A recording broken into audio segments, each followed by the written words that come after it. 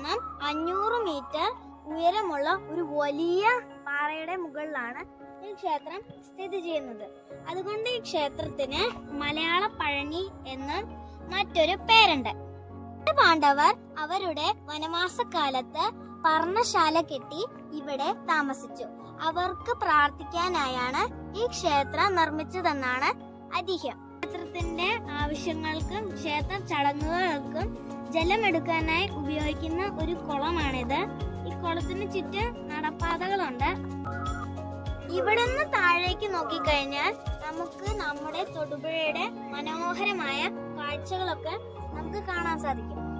അമ്പലത്തിന്റെ പുറകുവശം ഇത് വളരെ വിശാലമായ ഒരു പാറയാണ്.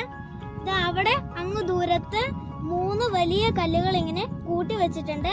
അവിടേക്കാണ് നമുക്കിനി പോകേണ്ടത്. അപ്പൊ ഇതാണ് നമ്മുടെ തൊടുപുഴ ടൗൺ ഏരിയയുടെ മനോഹരമായ കാഴ്ചകൾ. എന്റെ പുറകിൽ ഇവിടെ വലിയ 3 കല്ലുകളുണ്ട്.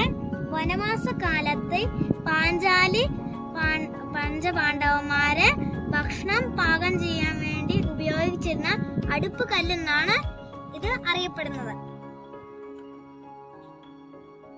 അടുത്തതായിട്ട് നമ്മൾ കാണാൻ പോകുന്നത് ഈ ഭീമസേനൻ കാൽപാദം കൊണ്ട് ഉണ്ടാക്കിയ ഒരു കുളമാണ് നമ്മൾ ഇനി കാണാൻ പോകുന്നത്. നമ്മളിപ്പോ കുളത്തിന്റെ അടുത്ത് എത്താറായി. ഇവിടെ ആമ്പലൊക്കെയുണ്ട്. ഈ കുളമാണ് ഭീമസേനൻ കാൽപാദം കൊണ്ട് ഉണ്ടാക്കിയത്. നമ്മളിപ്പോ ഈ അമ്പലത്തിന്റെ എല്ലാ കാഴ്ചകളും നമ്മൾ കണ്ടു കഴിഞ്ഞു. ഇവിടെ ഇപ്പോ സന്ധ്യയായി, നമുക്ക് തിരിച്ചു പോകേണ്ടതുണ്ട്. അപ്പൊ നമ്മുടെ വീഡിയോ ഇവിടെ വൈൻഡ് അപ്പ് ചെയ്യുകയാണ്. വീഡിയോ ആയിട്ട് ഞാൻ വീണ്ടും വരാം. അതുവരേക്കും ബൈ.